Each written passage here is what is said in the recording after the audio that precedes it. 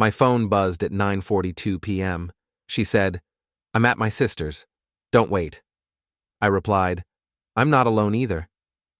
She thought I was bluffing. That was her first mistake. The house felt different when Clara wasn't around to fill it with her constant noise. The endless stream of reality TV shows where rich people pretended to have problems. Phone conversations with friends I'd never met about drama I didn't understand. Complaints about coworkers whose names changed every few months like characters in a soap opera she couldn't stop watching. I sat in my leather recliner, the one she always complained about because it didn't match her carefully curated Pinterest vision of our living room, and stared at the text message glowing on my phone screen like a confession. 3 months of marriage counseling with Dr. Richardson, a woman who charged $200 an hour to tell us we needed to communicate better. 2 years of increasingly distant conversations that felt like business meetings between strangers who happened to share a mortgage.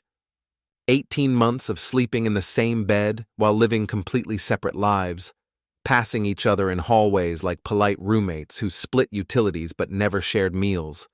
And this is what it came down to. A lie wrapped in 11 carefully chosen words, delivered with the casual cruelty that only someone who truly knows you can manage. Before we dive deeper into this story, I have one small request. Please subscribe, drop a like, comment, and hit that hype button to boost this channel so more people can discover these incredible Reddit stories. I'm Ethan Pierce, 38 years old, and I install security systems for people who don't trust their neighbors, their employees, their housekeepers, or their own family members. The irony wasn't lost on me. I spent my days helping paranoid rich people spy on their domestic staff and gardeners while living with someone I couldn't trust to tell me the truth about where she bought her morning coffee. But tonight, everything would change. Tonight, the careful, methodical man she'd grown tired of would remind her exactly why Marines don't make idle threats and why underestimating your opponent is the fastest way to lose everything you think you control. Clara thought she was clever. Marketing consultants usually do. They believe they can manipulate anyone with the right combination of words, perfect timing, and strategic pauses that make you question your own perception of reality. She'd been practicing these techniques on me for years, slowly convincing me that my concerns were paranoia, my questions were accusations, and my desire for basic honesty was somehow unreasonable and controlling. What she didn't know was that her husband had been a Marine for 8 years before he started wiring houses for paranoid millionaires who wanted to watch their staff through hidden cameras. What she'd forgotten was that Marines are taught to observe everything, document patterns, and strike with overwhelming precision when the time is right. She'd mistaken my patience for weakness, my silence for ignorance, my willingness to give her space for stupidity. Tonight, she'd learned the difference between those things. I poured myself a glass of the expensive Cabernet Sauvignon she'd bought 6 months ago for special occasions that never seemed to arrive. We'd been saving this $150 bottle for 2 years, waiting for the right moment to celebrate something worth celebrating. A promotion that never came, an anniversary that felt more like a business meeting. A reconciliation that required one of us to admit fault. The wine tasted like victory, though I hadn't won anything yet. I opened my laptop and pulled up the tracking software I'd installed on our shared family plan 6 months ago, when Clara's behavior had become impossible to ignore and her explanations had stopped making any logical sense. Her iPhone showed up as a blue dot on the digital map, parked outside the Marriott downtown on 5th Street. Room charges $300 a night, valet parking, room service that cost more than most people spent on groceries. The same hotel she'd been visiting every Tuesday and Thursday for the past 6 weeks. The same hotel that was definitely, absolutely, provably not her sister Ivy's 1-bedroom apartment in the nursing district across town. I scrolled through weeks of location data, building a timeline that would make any detective proud and any prosecutor salivate. Tuesday nights at the Marriott from 7:30 to 11:45 p.m., with clockwork precision. Thursday afternoons from 2:15 to 5:30 p.m., when she claimed to be in client meetings that somehow never appeared on her work calendar.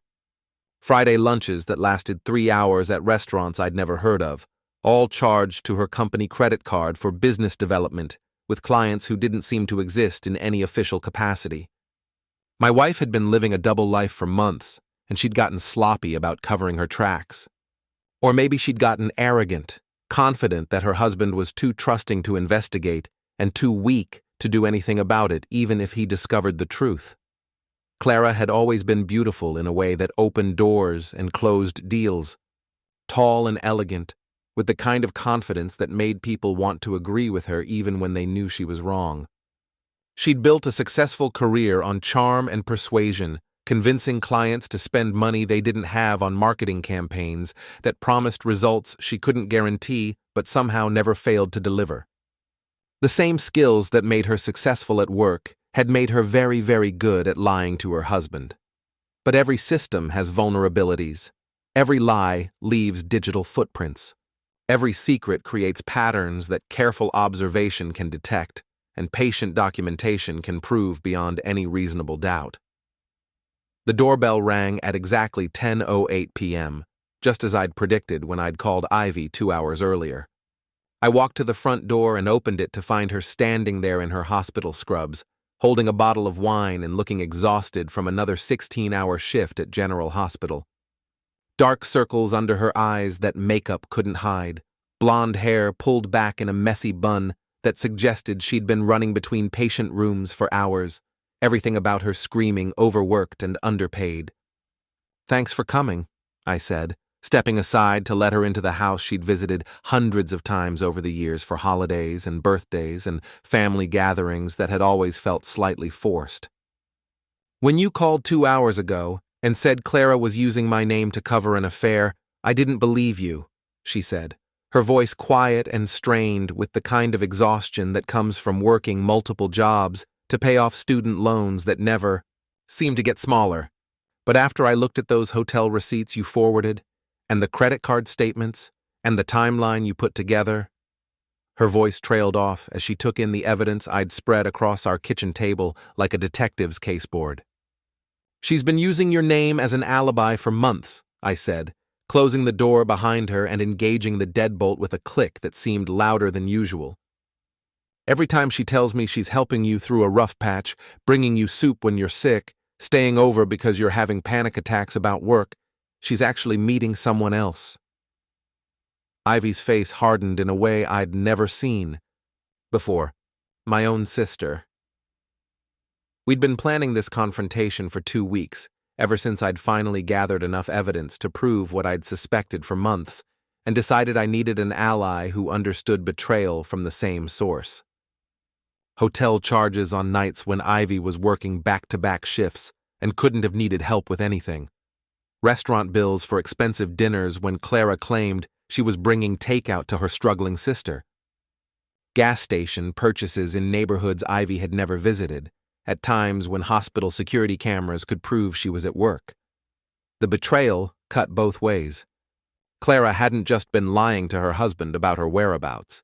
She'd been using her sister's identity, her financial struggles, her emotional problems as cover for an affair that had been going on since late winter.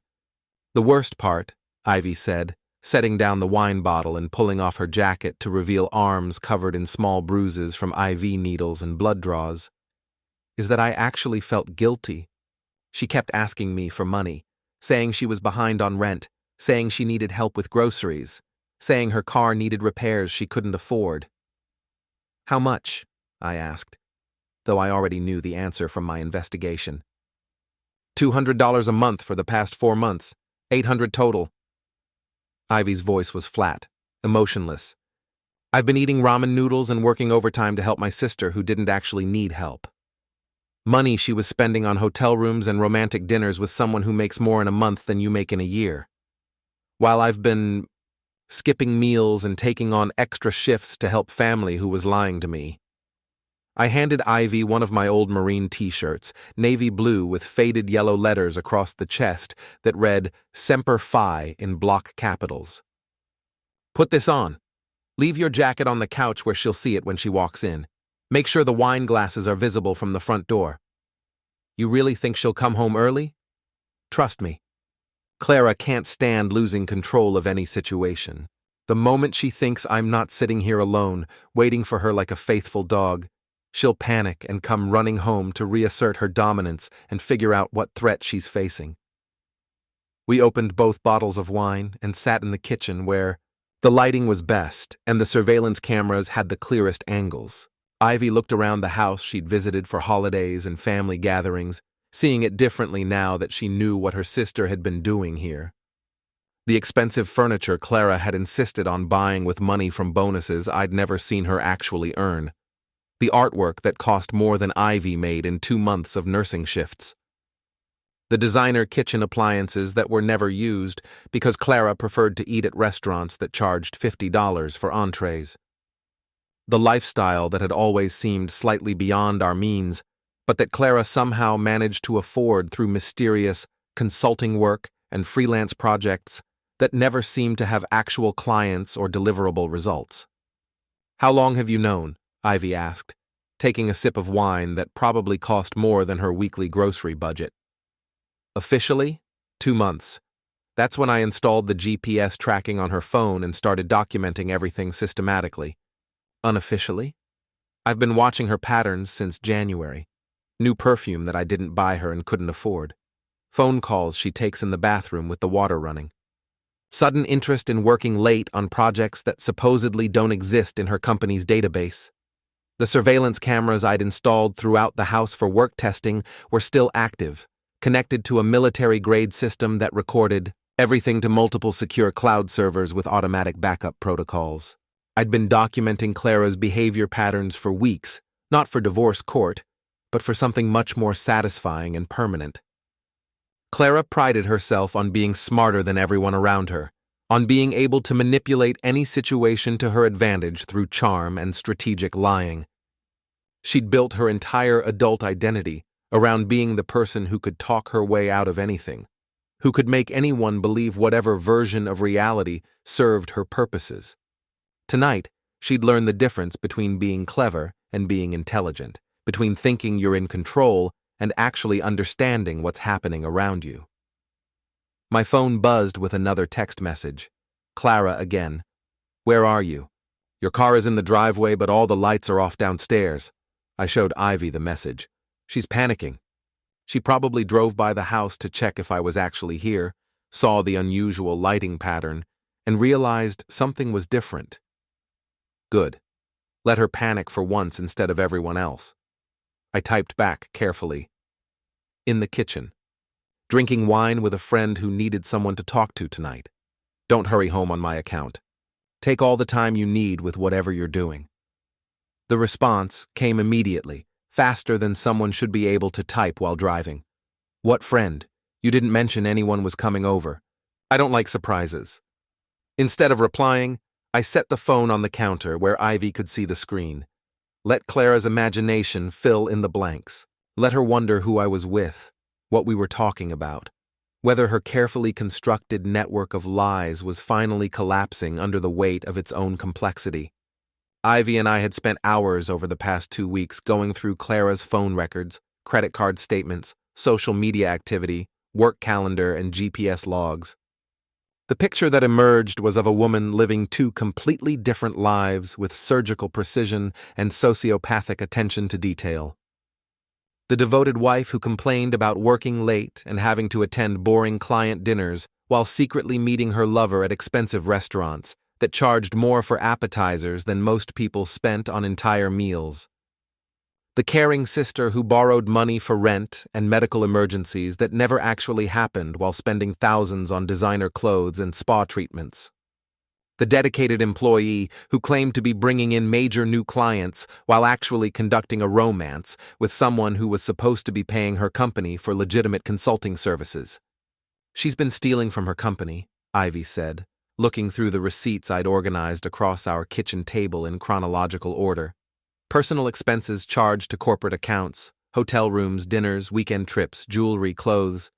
It's not technically embezzlement because she's been calling it client entertainment and business development, but it's definitely fraud that could result in criminal charges. And the money she borrowed from me for her supposed financial emergencies? Gambling debts would be my guess.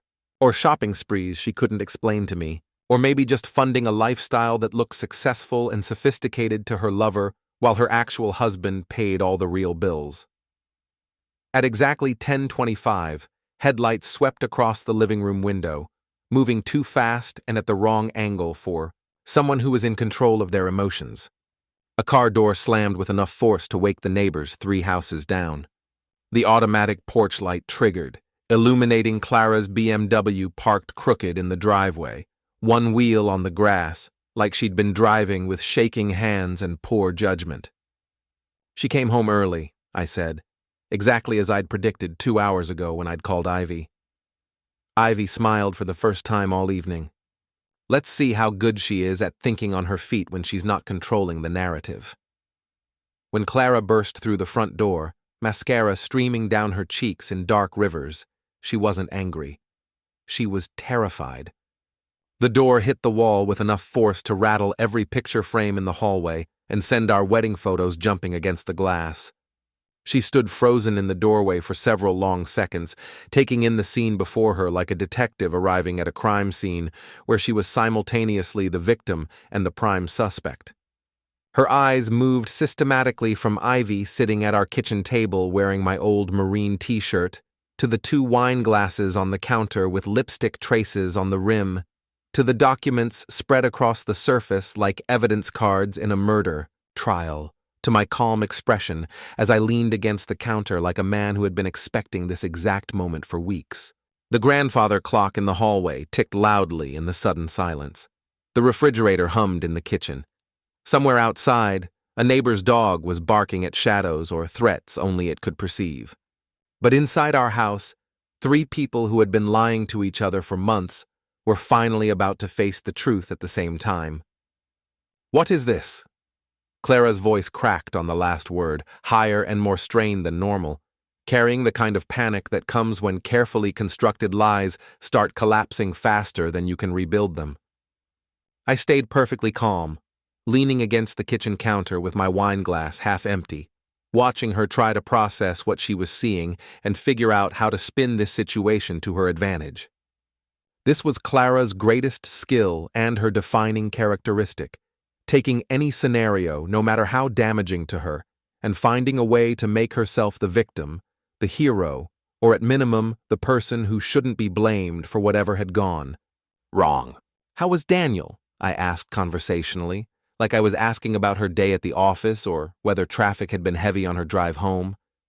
Her face went white so quickly, I thought she might actually faint. The color drained from her cheeks, her lips, even her earlobes, leaving her looking like someone who'd just received terminal medical news. She grabbed the doorframe for support, and I noticed her hands were shaking badly enough that her car keys were making tiny metallic clinking sounds against each other. "I don't know what you're talking about," she said, but her voice lacked any conviction whatsoever. It was the voice of someone who knew they'd been caught, but hadn't yet figured out how much evidence existed against them, or how long they'd been under surveillance. Ivy stood up slowly, deliberately, like a predator that had been waiting patiently for exactly the right moment to strike with maximum effect. She'd changed out of her hospital scrubs and into my t-shirt, but she still looked exhausted in a way that went far beyond physical tiredness. This was emotional exhaustion, the kind that comes from working multiple jobs to survive while your sister borrows money she doesn't need to fund a lifestyle she can't afford with someone she's lying about. "I've been helping him investigate you for months, Clara," Ivy said, her voice colder than I'd ever heard it, colder than the voice she used with difficult patients or incompetent doctors. "Helping him document every lie you've told, every dollar you've stolen, every time you've used my name to cover your affair, while I worked 16-hour shifts to lend you money you didn't actually need." "Investigate me?" Clara's laugh sounded forced, hysterical, like someone trying to convince themselves that a joke was funny when everyone else had already moved on to more serious topics. "Investigate what? I haven't done anything wrong. I'm not the one entertaining strange women in my kitchen while my spouse is out working to support our household." I reached into my laptop bag and pulled out a manila folder that had grown thick with documents over the past 2 months of systematic investigation. Bank statements, hotel receipts, restaurant bills, gas station purchases, phone records, GPS logs from her car's tracking system, email printouts, social media screenshots. Months of evidence organized chronologically and cross-referenced to build an absolutely airtight case that would hold up in any court or corporate investigation. Hotel receipts, I said, beginning to spread the papers across the kitchen table, like a dealer laying out cards in a poker game where everyone could see the hands. All charged to your company credit card, all for rooms at the Marriott downtown. All on nights when you told me you were staying at Ivy's apartment to help her through panic attacks about work stress. Those are... Clara looked at the receipts, then at Ivy, then back at me, her mind racing to find an explanation that would somehow make sense to people who hadn't been documenting her lies for months. Those are for legitimate business purposes, client meetings, confidential strategy sessions that require privacy. Really? Ivy's voice carried the kind of cold anger that nurses develop after years of dealing with patients who lie about their symptoms and family members who lie about following treatment plans. Because according to your company's internal calendar system, which Ethan somehow managed to access through his security consulting connections, you didn't have any client meetings scheduled on those dates. I smiled slightly, the first genuine expression I'd shown since Clara walked in. Amazing what IT security consultants can discover when they really want to help someone understand what's happening in their own life. Clara's mouth opened and closed like she was trying to speak, but couldn't find words that would make this situation make sense. She'd built her entire adult life around being the smartest person in any room, the one who could talk her way out of any situation through charm, strategic manipulation, and carefully constructed narratives that made her look reasonable while making everyone else look paranoid or controlling. But she'd never faced opposition that had been planning for months, documenting everything, and building a case with the same methodical precision she used in her marketing campaigns. I opened the folder wider and pulled out specific documents, arranging them in perfect chronological order across the table like a prosecutor preparing evidence for a jury. Daniel Foster, age 42, CEO of Foster Development Group. Married to Julia Foster, attorney specializing in corporate fraud. 3 children ages 8, 12, and 15. He's been investing in your marketing campaigns for exactly 8 months, which is precisely when your affair started according to hotel records and GPS data. Clara's phone started buzzing insistently, vibrating against her purse with the kind of urgency that suggested multiple people were trying to reach her simultaneously. She glanced at the screen, and her face somehow became even paler, which I hadn't thought was physically possible. The caller ID showed her boss's name and direct office line. "You might want to answer that," I suggested calmly, like a helpful friend offering practical advice. "It's probably important. People don't usually call at 11 o'clock at night unless something significant has happened that requires immediate attention." She grabbed the phone with hands that were shaking so badly she almost dropped it twice before managing to swipe the screen and accept the call. The conversation lasted exactly 43 seconds. I counted, timing it on my watch like I was documenting evidence for a court case or insurance investigation. When she hung up, tears were streaming down her face, mixing with her expensive mascara to create dark tracks that made her look like she'd been in a physical fight. "They fired me," she whispered, her voice barely audible above the grandfather clock and the refrigerator's hum. "Really?" I asked, feigning complete surprise while knowing exactly what had happened because I'd engineered it. Why would Pacific Marketing Group fire their supposedly top account executive? "You sent them the receipts, didn't you? You sent them documented proof that I was charging personal expenses to company accounts. You systematically destroyed my career." I nodded slowly, like someone confirming an obvious fact. Company policy specifically prohibits personal relationships with clients. Section 12 of the Employee Handbook, which you signed when you were hired 3 years ago. It also strictly prohibits billing personal expenses to corporate accounts, which is called fraud in most legal jurisdictions and grounds for immediate termination and possible criminal prosecution. Ivy picked up another document from the table, studying it with the same careful attention to detail that made her good at spotting medical symptoms other nurses missed. This is particularly interesting, Clara. These are text messages between you and Daniel where you're claiming that Ethan is physically abusive, that he hits you, threatens you, and that you're genuinely afraid to be alone with him. Clara spun around like she'd been physically slapped. I never said that. Not exactly like that. You're taking things out of context and making them sound worse than they were. Text messages don't lie, I said, pulling out my phone and reading from the screen in the same calm, steady voice I used when explaining security system features to wealthy clients. He grabbed my wrist so hard it left bruises that lasted for days. I'm scared to go home. I think he might actually hurt me this time. I need somewhere safe to stay until I can figure out what to do about this situation. That was...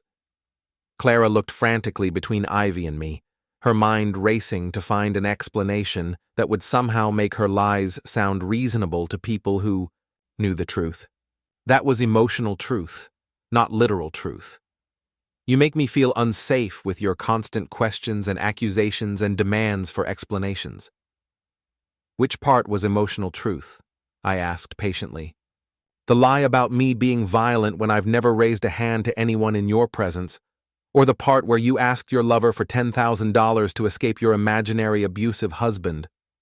Clara lunged toward my phone, desperation making her reckless and clumsy in a way that was completely unlike her normal controlled demeanor. I stepped back automatically, my Marine training taking over before my conscious mind had time to process the threat she represented. She stumbled and caught herself on the kitchen counter, knocking over a wooden bowl that scattered apples and oranges across the marble floor with loud, echoing thuds. Don't, I said quietly, and something in my voice made her freeze completely in place. It wasn't a threat. It wasn't anger. It was the calm, professional tone of someone who had been trained to handle much more dangerous situations than a panicking woman in an expensive dress who'd been caught lying. The footage is already uploaded to 3 separate drives, I continued, in the same conversational tone I might use to discuss the weather. One with my lawyer, one with Ivy, and one with someone else you're going to meet very soon. Clara's phone exploded with notifications like a slot machine hitting jackpot. Text messages, missed calls, voicemails, Facebook messages, Instagram comments, LinkedIn connection requests. She stared at the screen like it was showing her a cancer diagnosis or court summons. "What did you do?" she asked, her voice rising to nearly a scream that echoed off the kitchen walls. "What did you send them? Who did you tell? How many people know?" "I gave you exactly what you said you wanted," I replied calmly, like someone explaining a business transaction. "Freedom, independence, the chance to be with Daniel without having to sneak around and lie to everyone about it." She scrolled through her messages frantically, her breathing getting faster and more shallow with each new notification. Daniel's wife had found evidence and was asking pointed questions. Clara's mother had received copies of hotel receipts and restaurant bills and wanted detailed explanations. Her college friends were forwarding gossip and rumors they'd heard from mutual acquaintances. Her former boss had already started the paperwork to prosecute her for expense account fraud and possible embezzlement. "You destroyed my life!" she screamed, her voice echoing off the kitchen walls loud enough to wake the neighbors and probably violate noise ordinances. "You systematically destroyed everything I worked for, everything I built, everything I cared about." "No," Ivy said, standing up from the table with the kind of controlled anger that comes from months of suppressed betrayal and financial sacrifice. "You destroyed your own life. He just made sure everyone could see what you'd been doing to people who trusted you and cared about you." Clara looked back and forth between us, her eyes darting around the room like a trapped animal searching desperately for an escape route that didn't exist. For the first time in her adult life, she realized she was facing opposition that had been coordinating against her, documenting her mistakes and planning for this exact confrontation. "You've been spying on me," she said, her voice barely above a whisper, like someone who'd just realized they'd been under surveillance by people they'd trusted. "You've been tracking my phone, reading my emails, following me around like some kind of stalker." "I've been paying attention," I corrected. "There's a significant difference.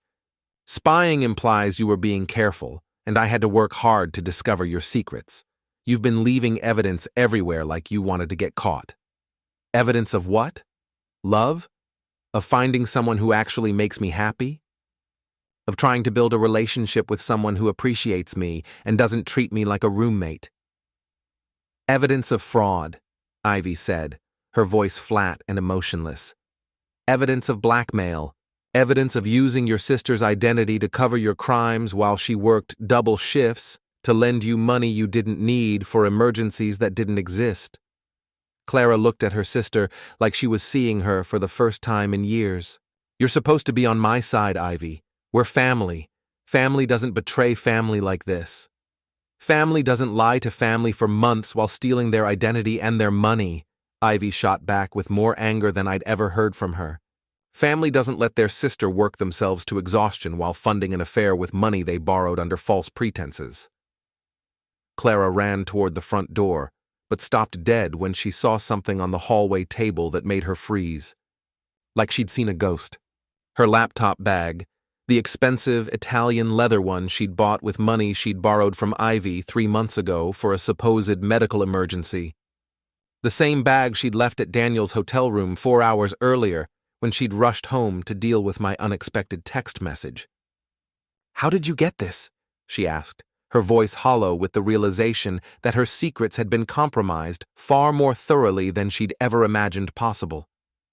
"I have friends in hotel security," I said, like someone explaining a simple business transaction. "Amazing what people will do for someone who installs their surveillance systems for free and teaches their staff how to spot credit card fraud and identity theft." She stared at the bag like it contained evidence of war crimes or terrorist activities, which, considering what was probably on that laptop, it might as well have.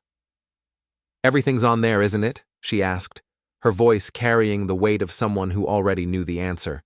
"Emails, photos, bank records, chat logs, everything." "Everything," I confirmed. Clara grabbed her car keys from the bowl by the door and ran outside into the night like someone fleeing a fire. The front door slammed so hard that the glass in the storm door cracked, creating a spiderweb pattern that would probably need to be replaced before we could sell the house. Ivy and I watched through the living room window as Clara sat in her car for 15 minutes, making increasingly frantic phone calls. Her gestures became wilder and more desperate as each call apparently went to voicemail or was answered by people who weren't interested in helping her navigate this disaster. "She's calling Daniel," Ivy observed. "He won't answer. His wife disconnected his phone 2 hours ago when she received the complete evidence package." After watching Clara's increasingly frantic attempts to reach someone, anyone, who might help her salvage this situation, we saw her throw her phone across the car's interior in frustrated rage and put her head in her hands like someone who just realized they were completely alone. "Almost feel sorry for her," Ivy said. "Almost." Clara finally started her car and drove away, tires squealing as she took the corner too fast. One taillight was flickering erratically, probably damaged when she'd hit a curb in her panic to get home and regain control of a situation that had been out of her control for weeks. My phone rang almost immediately. Unknown number with a local area code that I recognized as belonging to the expensive part of town where successful attorneys and business executives lived. "Ethan, this is Julia Foster. I'm Daniel's wife, and I think we need to meet as soon as possible. I have information you're going to want to see, and I suspect you have evidence that will be very useful to me." I met Julia Foster at Morrison's Cafe on Thursday morning at precisely 9 o'clock. She had chosen a corner booth with clear sightlines to all entrances, her back to the wall like someone who understood the value of controlling her environment. She was exactly what I had expected, tall, blonde, impeccably dressed in a charcoal business suit that probably cost more than my monthly mortgage payment. Everything about her screaming successful attorney who didn't lose cases or tolerate being lied to. "Thank you for meeting me on such short notice," she said as I sat down across from her, noting that she had already ordered coffee and was reviewing documents like someone who had been preparing for this meeting since dawn. "Your husband's been sleeping with my wife for 8 months," I replied. "I figure we have quite a bit to discuss." Julia slid a thick leather folder across the table with the kind of precision that suggested she had been planning this moment for weeks. "I hired a private investigator 6 weeks ago after I found evidence that Daniel was hiding significant financial transactions from me. He's very thorough and very expensive, but he gets results that hold up in court." I opened the folder and felt my stomach drop, even though I thought I had prepared myself for what I might see. Clara and Daniel, holding hands outside restaurants I couldn't afford on my security technician salary, kissing in parking garages like teenagers, entering hotel rooms together with the familiarity of people who had done this many times before. Shopping for jewelry at stores where a single bracelet cost more than I made in a month. My wife looked genuinely happy in these photographs, laughing and smiling in ways I hadn't seen in our house for over 2 years. She looked like a woman in love, which might have been touching if the man she was in love with wasn't married to someone else and funding their relationship with money that belonged to his family. "How long have you known?" I asked, studying a photograph of Clara laughing at something Daniel had said while they shared an expensive dessert at some upscale bistro I'd never heard of. "Officially? Since March, when I found a receipt for women's lingerie that I'd never seen Clara wear. Expensive lingerie from a boutique that specializes in items for special occasions. Unofficially? Daniel's been acting strange since Christmas. New cologne, working late, business trips that didn't match his official calendar, sudden interest in fitness and expensive clothes." I showed Julia the evidence I'd collected over the past months. Hotel receipts with company credit card numbers clearly visible, text messages between Clara and Daniel discussing their future together in detail. GPS logs from Clara's car showing regular visits to his office, his neighborhood, and hotels across 3 different counties. We spent the next hour comparing timelines, cross-referencing dates, and building a case that would hold up in any court of law. The pattern was absolutely clear. This wasn't a casual affair or a moment of weakness that had gotten out of hand. This was a planned, sustained relationship involving fraud, embezzlement, and coordinated lies to multiple victims over an extended period of time. "Your wife told Daniel that you were abusive," Julia said, pulling out a small digital recording device that looked expensive and professional. "She told you that directly?" "She called our house Tuesday night, about 20 minutes after you sent those messages that panicked her. Said you'd threatened her physically, that she was afraid to go home alone, that she needed Daniel's help finding a safe place to stay until she could figure out how to handle what she called your escalating violence." I laughed, but there was no humor in it whatsoever. Clara's 5'3" and weighs maybe 120 soaking wet. She's never seen me raise my voice above normal conversation level. The most violent thing I've ever done in front of her is kill a spider with a rolled-up magazine. I figured as much. When someone's actually afraid of domestic violence, they don't tell elaborate, detailed stories about their abuser. They just run and ask for help later. Julia pulled out another set of documents that made my blood pressure spike when I realized what I was looking at. Bank statements showing electronic transfers from Daniel's personal checking account to Clara's account. $53,000 over 7 months, labeled as consulting fees and marketing expenses for services that had never been performed.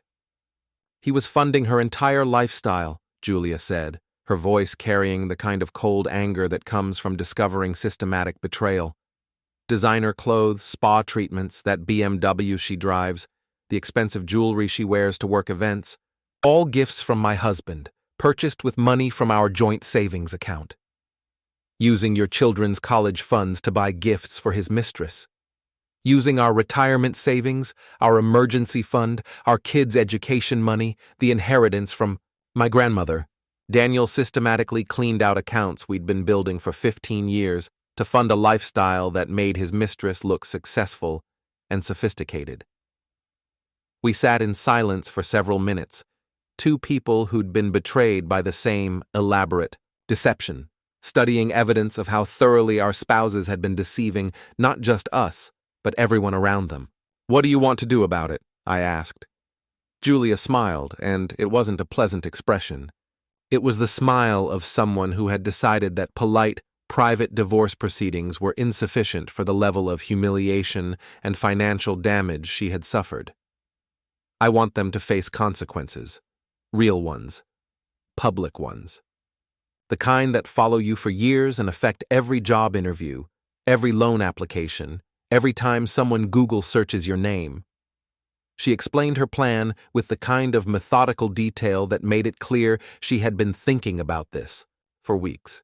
Daniel's company was hosting their annual charity gala next Saturday night at the Riverside Hotel. 500 guests, including major clients, business partners, city council members, and local media representatives.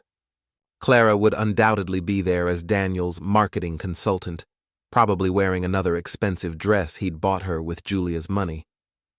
"I can get you in," Julia said, "as my guest. Daniel won't suspect anything because I attend these events every year as his wife, and he's been so focused on Clara lately that he's stopped paying attention to what I'm doing." "What do you have in mind?" "You install security systems for a living. I assume that includes audio and video equipment?" I nodded. "Daniel's giving the keynote speech about corporate responsibility and family values. Something about how successful businesses are built on trust and integrity and maintaining the highest ethical standards. I think the audience would be very interested in seeing what those values look like when applied to his personal life." We spent the next 3 hours planning every detail with the precision of a military operation.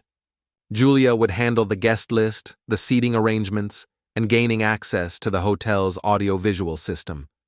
I would provide the technical equipment and operate the presentation. We'd coordinate everything through encrypted messaging apps and burner phones, treating this like the psychological warfare it essentially was. "There's one more thing you should know," Julia said as we prepared to leave. "Your wife's been escalating her demands over the past week. She's moved beyond asking for money and emotional support to making explicit threats about what happens if Daniel doesn't leave me for her. Blackmail? She calls it helping him see what's really important in life. I call it extortion." Julia handed me the recording device she'd been using. "She called our house again yesterday morning while Daniel was at work. Listen to this." Clara's voice came through the speaker, sweet and threatening at the same time, like poisoned honey. "Daniel needs to make a decision, Julia. Either he files for divorce by Friday and commits publicly to building a real future with me, or I tell everyone about our relationship, including his business partners, his clients, and your children." "She doesn't know about Saturday's event yet," Julia said. "She will soon. I'm going to invite her personally and make sure she understands this is her chance to go public with their relationship." I drove home thinking about Clara's rapid escalation from adultery to fraud to extortion in less than 3 months. My wife, who couldn't successfully negotiate a restaurant bill without getting flustered and asking for help, was now threatening a businessman worth $8 million and his attorney wife. The house felt empty when I arrived, not just quiet, but hollow.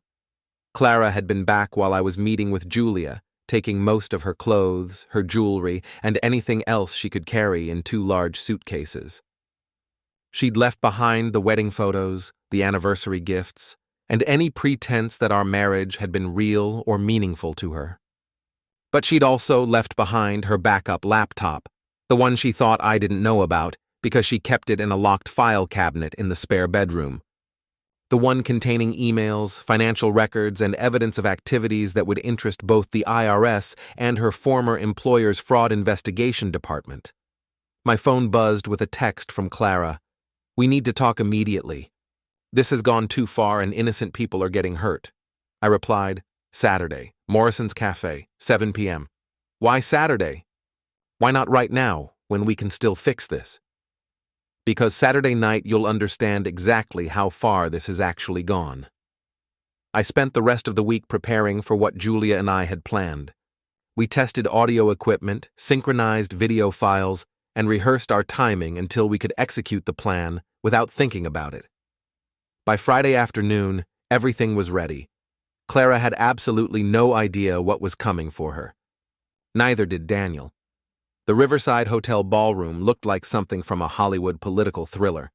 Crystal chandeliers cast warm golden light over white tablecloths and silver centerpieces, 500 people in formal evening wear, pretending to care passionately about local charities while actually networking for business deals that would be worth millions over the coming year.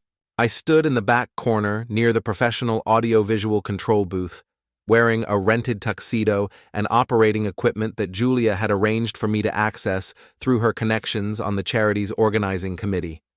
She'd introduced me to the event coordinator as her technical consultant, someone helping with the presentation software for Daniel's keynote speech about corporate responsibility. Clara arrived at exactly 7:30, 15 minutes late as always, wearing a red silk dress that probably cost more than I made in 2 weeks installing security systems for paranoid rich people. She walked into the ballroom with Daniel like they owned the entire hotel, smiling and shaking hands with business leaders who had no idea they were looking at two people who'd been systematically lying to everyone for months.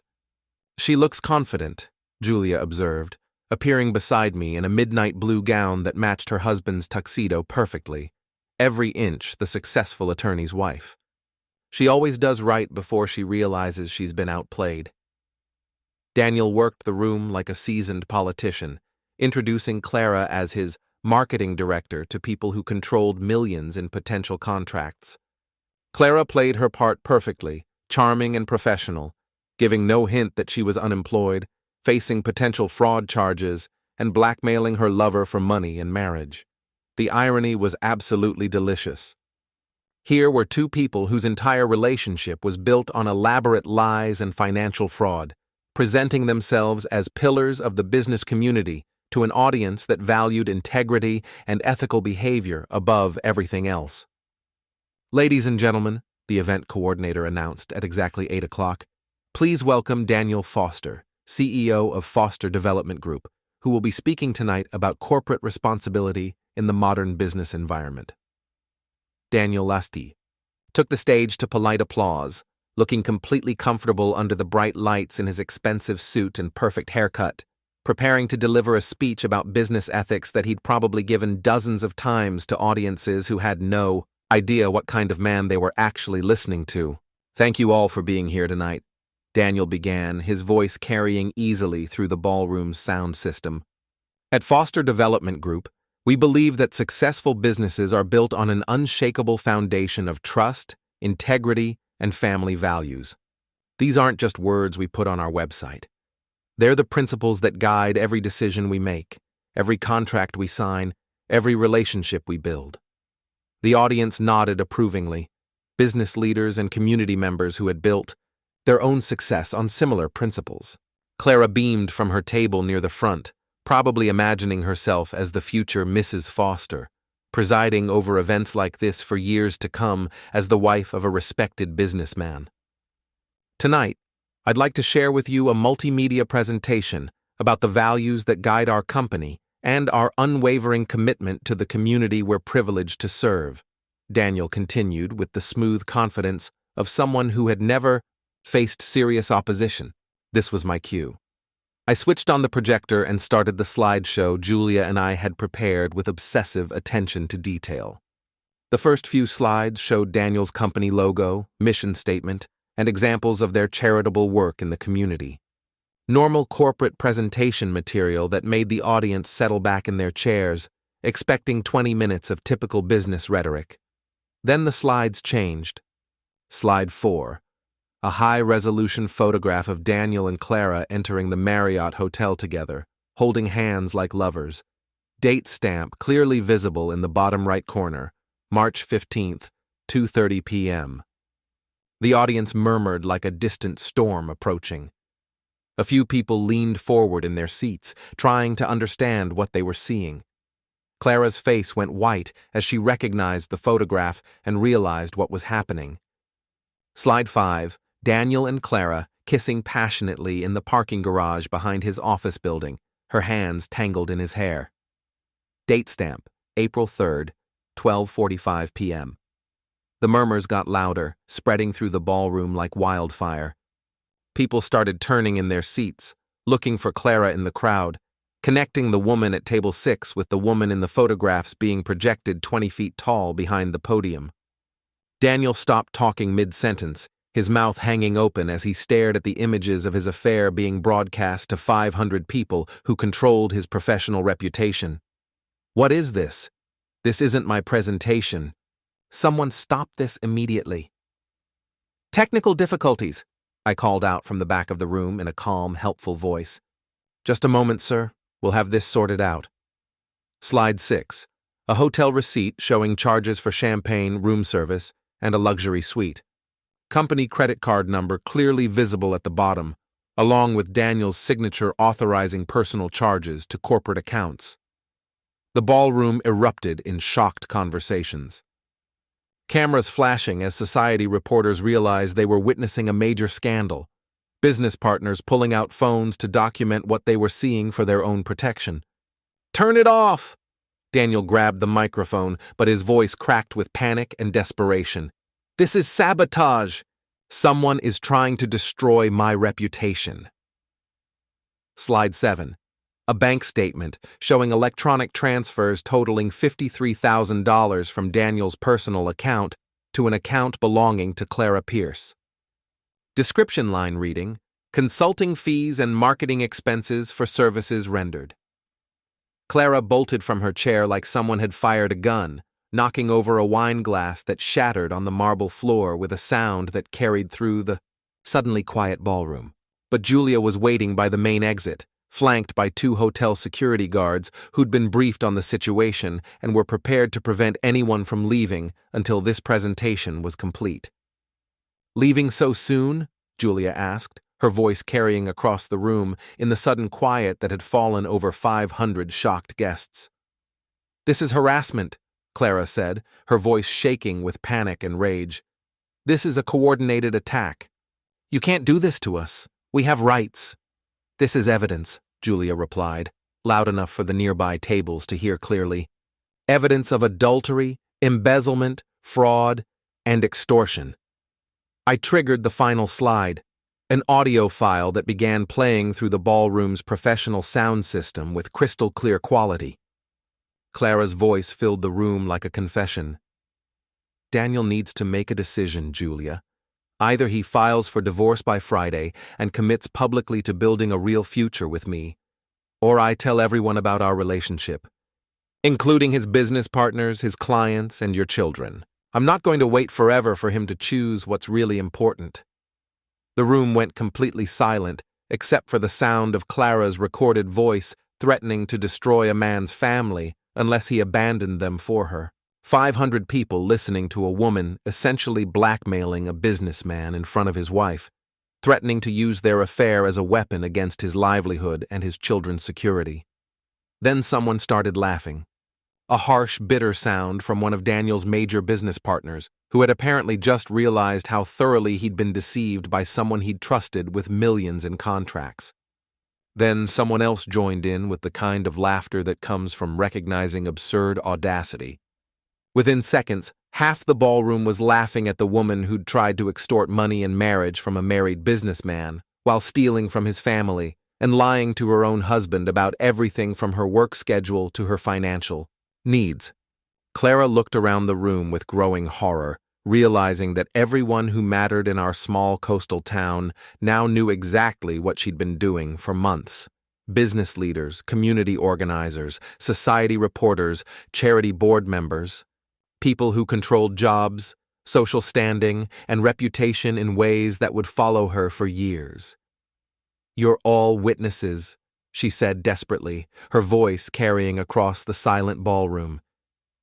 "Ethan planned this attack. He's obsessed with destroying me because he can't accept that our marriage is over. He's trying to ruin my life out of spite." "Really?" Julia pulled out her phone and played another recording for the room to hear. "Because according to this voicemail you left yesterday morning, you're the one making threats." Clara's voice again, even clearer this time.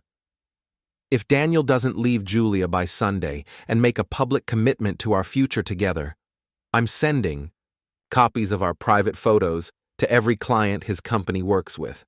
I'm sure they'll be very interested in knowing what kind of man they're doing business with and whether they can trust him with their money." The laughter stopped completely. This wasn't funny anymore. This was a woman threatening to use intimate photos as weapons against someone's livelihood and professional reputation, essentially admitting to possessing what amounted to blackmail material. Daniel was escorted off the stage by hotel security while several business partners were already pulling out their phones, probably calling lawyers or accountants or board members to discuss immediate damage control and contract reviews. Clara ran toward the service exit, pushing through tables and knocking over chairs in her panic to escape. I followed her outside to the hotel's loading dock area, where she couldn't run any further.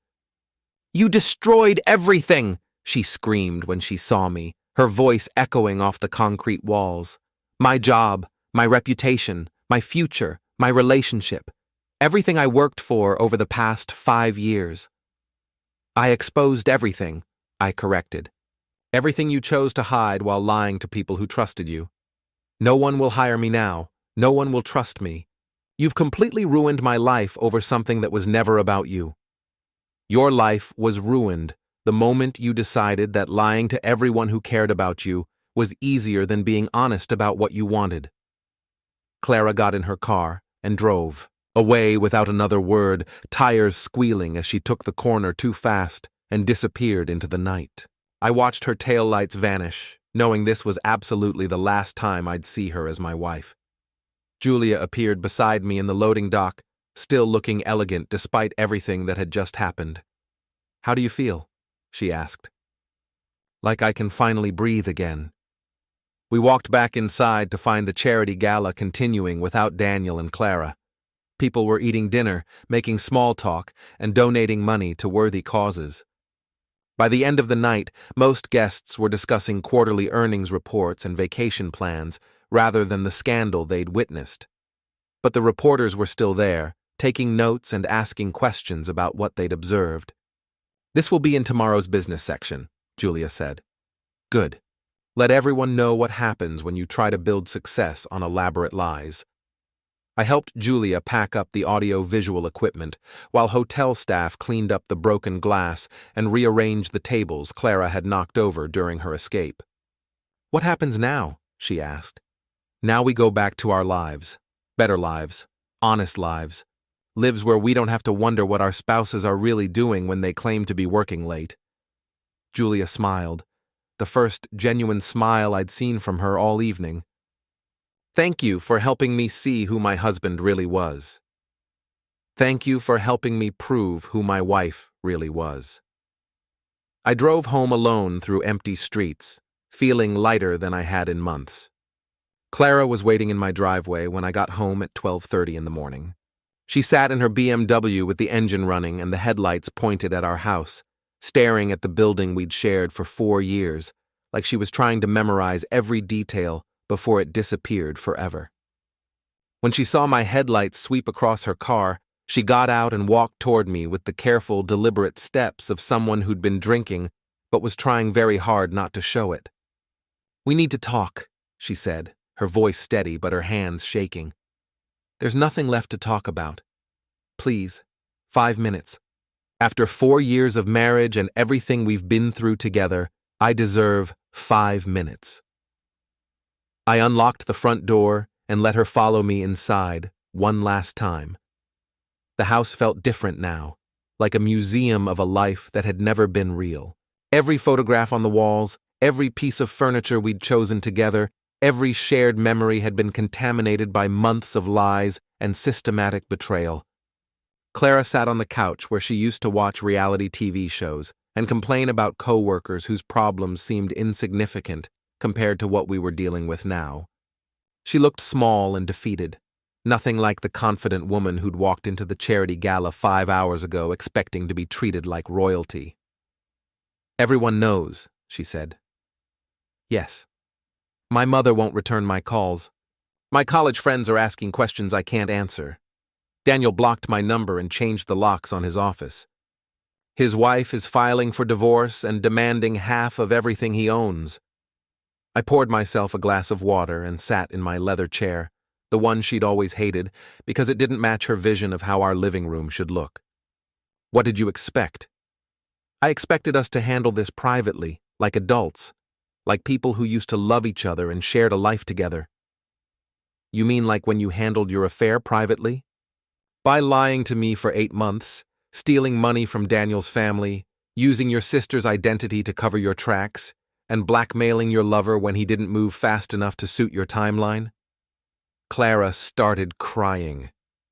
Not the manipulative tears she used during arguments to make me feel guilty for asking reasonable questions, but genuine sobs that came from somewhere deep and broken. Her mascara was already ruined from the earlier confrontation, and now fresh tears carved new tracks through the smeared makeup. I never meant for it to go this far, she said between sobs that made her whole body shake. Which part? The affair, the lies, the fraud, or the blackmail? Any of it. All of it. I was lonely, Ethan. You work constantly. We never talk anymore about anything meaningful. We live like roommates instead of husband and wife. I felt invisible in my own marriage. So you decided to fix our marriage by sleeping with someone else? I decided to find someone who made me feel alive again. Someone who listened to me when I talked. Who made me feel special and wanted and beautiful instead of like a burden or an obligation. I studied her face, looking for traces of the woman I'd married 6 years ago in a ceremony that had felt like the beginning of something important. She was still there, underneath the expensive makeup and the designer clothes Daniel had bought her with his wife's money, but she felt like a stranger, like someone I'd known in another lifetime when I was younger and more trusting. Do you love him? I asked. Clara wiped her eyes with a tissue from her purse, leaving streaks of black mascara on the white paper. I thought I did. But you don't? I don't know anymore. After tonight, after seeing how quickly he threw me away when his reputation was threatened, after watching him pretend he barely knew me when 500 people were staring at evidence of our relationship, I don't know anything anymore. I reached into my jacket pocket and pulled out a manila envelope that felt heavier than it should have. These are divorce papers. Sign them tonight, and this ends as quietly as possible. Refuse, and everything becomes public record in family court where reporters can access it freely and use it in newspaper articles. Clara took the envelope with hands that were still shaking from adrenaline and alcohol and the realization that her life had fundamentally changed in ways she couldn't undo. What about the house? Sold. Proceeds split 50-50, minus your half of the money you'll need to pay back to Daniel's family for the fraud and embezzlement. What about my things? Pack whatever you can carry in your car tonight. The rest goes to charity or gets sold to cover legal expenses and the debt you owe. Where am I supposed to live? I don't have a job anymore. No one will hire me after tonight. My reputation is destroyed. That's not my problem anymore, Clara. You made choices that led to consequences. This is what consequences look like. Clara opened the envelope and read through the divorce papers with the attention of someone who'd lost the right to negotiate or make demands. Her hands trembled so badly she could barely hold the document steady enough to read the legal language that would officially end our marriage. This is really it, isn't it? 4 years of marriage, 6 years together total, and this is how it ends. This ended the moment you decided Daniel Foster was more important than the vows you made to me and the life we'd built together. She found a pen in her purse and signed, the papers without reading them completely, like someone surrendering after a war they'd never had any chance of winning from the beginning. For what it's worth, Clara said as she handed me the signed documents, I am sorry, not just about getting caught, not just about the consequences, but about all of it. About hurting you, about lying to Ivy, about becoming someone I don't recognize when I look in the mirror. I know you are. You're sorry it happened this way. You're sorry you got exposed. You're sorry you lost control of the situation and couldn't manage the outcome. No, I mean really sorry. Sorry for hurting people who trusted me and cared about me. Sorry for throwing away something real and stable for something that was never going to last. I looked at her carefully, trying to decide if this was genuine remorse or just another manipulation designed to make me feel guilty for exposing her lies. With Clara, it had always been difficult to tell the difference between authentic emotion and strategic performance. Maybe you are sorry, I said finally, but being sorry doesn't undo the damage you caused. It doesn't give me back the months I spent wondering what was wrong with me, what I'd done to make you so distant and cold and dishonest. Clara stood up slowly and walked toward the front door like someone leaving a funeral. She stopped in the hallway and looked back at the house one last time, taking in the photos of our wedding, the furniture we'd picked out together when we thought we were building something permanent, the life we'd created before she decided to destroy it. I loved you, Ethan. Maybe not the way you deserved, maybe not enough to keep me from making terrible choices, but I did love you. I know. That's what makes this so sad. She left without saying goodbye, walking to her car like someone in a dream. I watched through the window as she sat there for several minutes, probably making phone calls to friends or family members who might let her stay with them until she figured out what came next. Finally, she started the engine and drove away into the night. This time, I knew it was forever. The house was completely quiet again. I sat in my chair and looked around at the remnants of our shared life, already planning how I would pack everything and start over somewhere new. Tomorrow, I would call a real estate agent. Next week, I would put the house on the market. Within a month, I would move to a different city and begin building a life based on honesty instead of lies. My phone buzzed with a text from Ivy. Saw the news coverage online. Local reporter posted photos from the charity gala. How are you holding up? I replied. It's over. Finally, completely over. Are you okay? I will be. For the first time in months, I actually believe that's true. I turned off all the lights and went upstairs to sleep in a bed that felt different now that I wasn't sharing it with someone who'd been lying to me about everything that mattered. Tomorrow would bring lawyers and paperwork and the logistics of disentangling a life I'd shared with someone who'd never really been sharing it with me. But tonight, I would sleep better than I had since this nightmare began. Clara had wanted space, so I gave her miles. She had wanted freedom, so I gave her everything that came with it. She had wanted to disappear from our marriage without consequences, so I helped her disappear from everything else too. The silence was perfect.